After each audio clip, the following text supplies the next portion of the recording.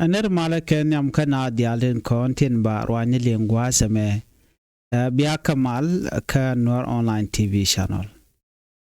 Jo ba lingwa seme ba na rwache ke kuibul mel kene nyam shal ke me adut.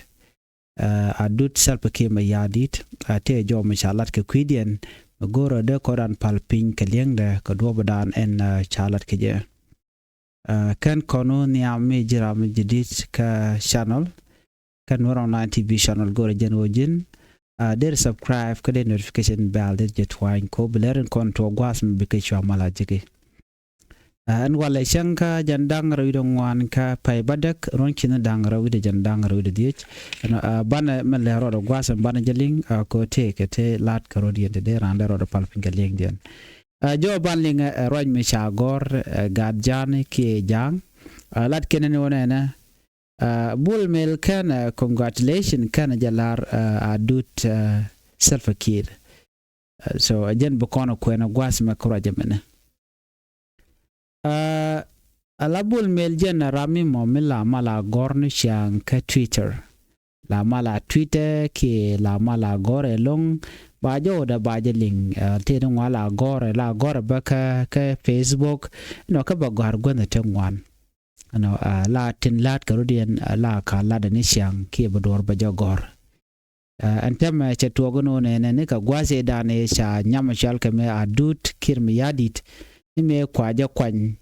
ki kwaja ponya kirmi yadit ke Twitter chu manata mate ke nin dang diok nin dang diok te kana posting kana ja update telemi chalar sanga duwar kana jalar ka kwi nyama mene nyama chalka me adut kwala kuje no ngom le rode ka bolmel bolmel te ke ter kana adut kie ngom tuɔɔk murai kon katin kontin la rudin gwas me by the way bande ngaje no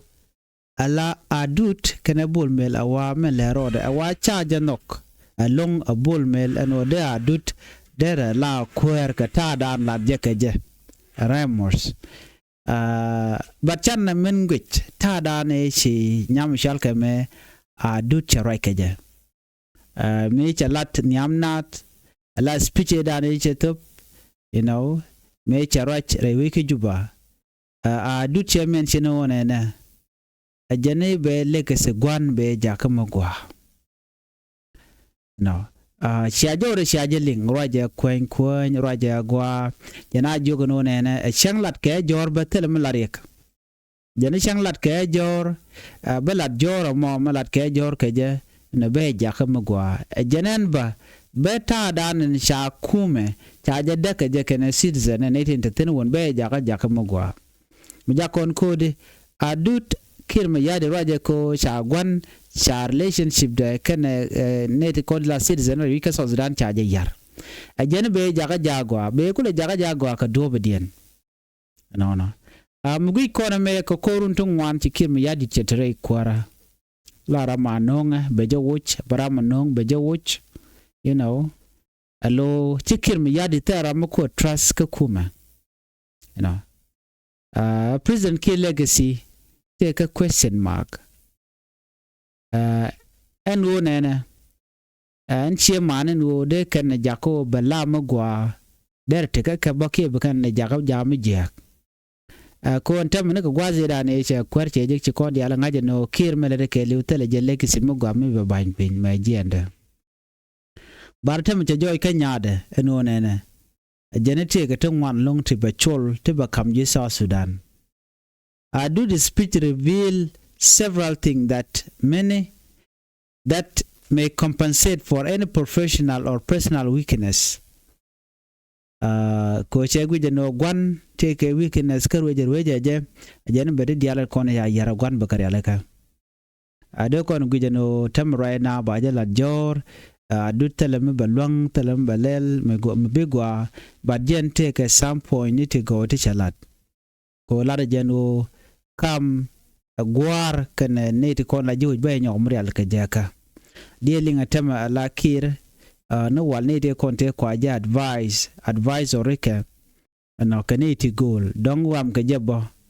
ke joge no na malatke cordiality la jogo ne kiro na melal ke balare ja ko te ka advisor te ka ja kel so kane diality ni so beja so mishit kana me ameditin so chikir che ruja dan de ruga ja che chu kwich ko dong terami de ja jako ba woni am ke ba ja advice no ta mi nyaare che bena ke nyaare je guje no che gwan la tok che ngaje no gwan la tok chang bi election ki kuin kware charge de kwan so jen mi nyaare je kula no ene criticism che ala do ta lad yene pinge jemo ajene cheje no ajene I'm willing to listen back a which and then cover or they improved me take a mid young mishi tuɔɔk ba jari alaka. That is very wise decision coming from adut ko jen anya kir ne dial tam gui kenije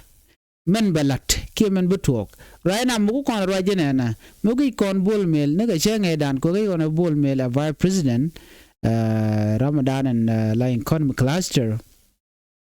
melat kono kan raj ni me dan e cha nya ma chaje non kwara kan jora kaling mantama can tweet ka ngade ke Twitter tel mi chalat binijen so ne de wan gui ken no dong bol mel dio je logo manda logo jen go cha du cha ja kwan okay ano adut ano bala advisor ki senior advisor mazano bagwan ko mishale envoy Ramadan la messenger be message ba jana la message gon ba jolat. So rami moba bi take a decision itin content ba make a ken kana gwan michi gwan je de kai ka do bedien be je jogban go chede goana be take a opinion be take a decision ba me ba ladba itin kon latke so me jaga dut ko ba la very important person right now kana me be kir be je benefit kan netin kokien but take a message michi akula gor gwase me mi jek loj bul mel ka dut gwe jeno dio ge jeno de jen na wojba chi far ko ntame cha kula dre kwere kan dial kan close friend ki close relative ka kir me yadit ko adude nyaade kir ka garm dong le la in law ka je so reality wa che wokangu je woko beneti ti bi ka jichen ki so Sudan de morwa jichen bate jo cha olat gwasmen go ngum kwa inka adut na kwana pele chikanu de mektele jo mchalat ke kwa adut ponya adut waje na kwa inka je ko ken all the investor the altin kon invest ka so Sudan big ben ka adut so can all the monitoring kon banung tin ba contribute ken rei which a wabu ka family kin me yadit mi jangne dial ko people should worry but adut chela no whatever mi chala de je ka gwar bajari aleka munyo de no right now tin balat baje gujine ne ko mu wejek ba gori sho gwan beling advise them konen be kane de ko kene konen yarke kume gwan so bianen wo bi korba talk batere wan bodian lat ka baje ga lonka ka kuma da point de kir jen kana nyaada ki kana gatke gore no adu da bike new ideology mi chebe charan konan latke je chebe nong ta da nan da kana ka je ki ta da na kana special ta da na kana wore mu ngot ku contribute ni mi shit kana mo che gwan che advice go na mo berik ba kana I remember back in the few months ago ka TikTok yen chaje chol chaje go no junde la right ko gura dut rani ko gur ka ti jega la ton so mu nyu do mi cha nyam kwan ka je o be te ka charme be tup ko gwan chaje kwan lora ba ka kwaje kwan ba ke ken influence yalen content chalin kan it goal ko ken la ken dat ne ken ka collect den ba do ba dong de mal der bin ke je men der ande ru ke je be ken teje no ko la na ti ke wo je der wo de ngum de la te dia la to gwike jen wo sha dut chekeling so right now ba dut ba je kulele ba je go gwich weng ne diare wike so Sudan bo wedi ngum balat ka plan de ngu ko do bdana be so Sudan bo nyam ka je ka gwan ngum be advice ka je ka message tede bananga ko jen shara do jen balet ka ku education ka ku dual wal na balet ka ku trade kare wike so Sudan so jen ko larno mite me cha yara gwar ke cha yara kume che ne to kon la citizen we ka Sudan che ka yar ka che ka jago biga tikare ke kume ke ka gwan jana ba ka kore ka de diala to, which is also a good plan. Dera ma gwa ba chilo na che de je ko go no mal bane ban man dire gor ke long en adut mi ram ma bu gwan bi advise la to ke envoy ara ka gwan ko be Dr. Machar ba jelun, you know, ara ka gwan alun Dr. Machar ering Machar a chilo ngore re ti jen ko tem chala kwer la senior advisor senior yes presidential envoy, so nyu de no jen der te ka charm der to kon en gwan mi ngot kibenetin kontila opposition pele kare ti jen, so manager bonne beje ti aborun ke be shoka je kare diala konan tuɔɔk bu goida o jen mu gwan we je look ka borai ka do badan dong de na on nyam ko jo, so this thing but just served and nyam chal ka do dene. So the main thing ka kon gwada me bi anga je no bol mel tele me chagor ki Twitter nothing me chagor, so right now ngode liep ko jen wo ngum balar ki ngum broda lat ngode lip kon diale, so me beje congratulate ke telemba lat and point the bol mel ko right now ka Twitter me ko no she kon Twitter tel information me la je ke tin kon tilade even Facebook bon tele me latin, so ba kon diale ngaje no bol mel dong te kariek ka adut ke che goro dong be adut beje congratulate kwale kujeno ngumela rek kamdien ke ngum chora lat ti diala to no ngore kan kana ngach dio ja gwasen be ba ka kula ngaj den mi te ke message mi cha gor ke mi cha ngaje ne dial ko dio ja ba gor ba gwasen be cha be kan cha gor no bezil gwaten be lero di nande ko nyakel gwase me bala lere chala de UN sanction committee jikana la no de South Sudan de ken peace de ken kutan kam kir ma yadit ken Dr. Machar, so na me medicine tema be ko na update ko bana jeling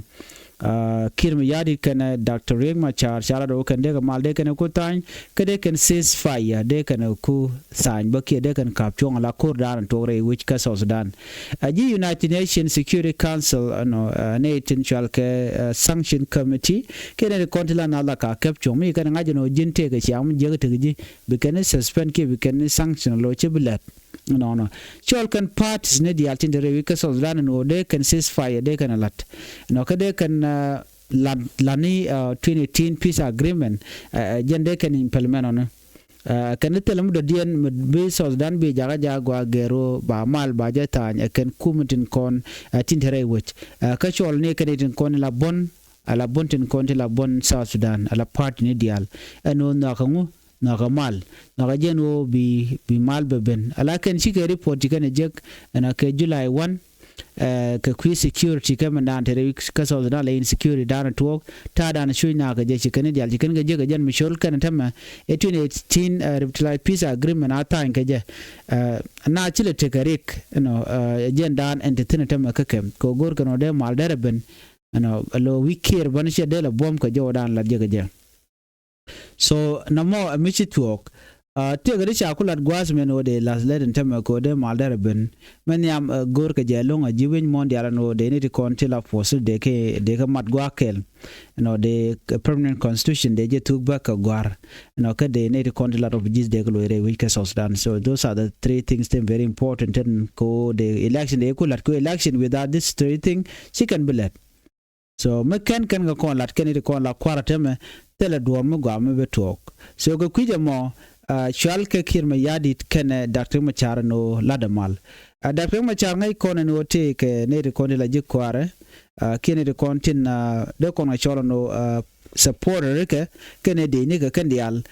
loken madan lat ke kir, so right now tele ke option la den gero dong de ke tere kur ajen Michel kering Machar te me mal ata nge je ka gor no ne ko bi ke jogo no ke kur ke chiter kode kul teri chater kode je ter la to kos mi chike mi chakena chamal che gor jena che gor no de kamat gwanu mo ngode we kame go no jaga de ni makan ji aspela yo gwande konte tin ka kanten man sai ken so na me der mal der benede another thing mal o be mes ko ken kanten man side tin konte ji aspela yo tin ngal chaga jo tin ga jena mache dan la pay diok, so right now telam le rode en mal dan de kulben ka wena dien ka chaade dial cha ka yar kir ma yadit so to gor kano de na de ka gwitina long ka do bran de mal de ben ke je ko en dak ma char kane kir Michigan atai ne dial right now ka so Sudan de lo na de te de long de terik te de rian la de dial de ka shogo so no mo agenda na liep ke longa kir ko de kan mal de kan atai kan dangro la tai ne mal ka che bejelong che bej tia ke long ajeno chi ke chala mal ad tin ko kir te ka force de dial de kalat ban me de ka lo che ro che kala point de kir manyu de jeno jaram dan longo me logo bi mal beben so mi chir mo gore jeno de kir mi yadi ken dakring ma cha de kan mal de kan tan de ga chu jal kel ka de mal de chulat den de chu gwini ta dana de ne kontin la tin de ka kem de lo re wikeje so jo me ajana na gore de nywa ga yekel an wala chen nyen dang ro de ngwan ka pa da kurun kin dang ro de ban nyow je ka le ro den bi ta ka mal babai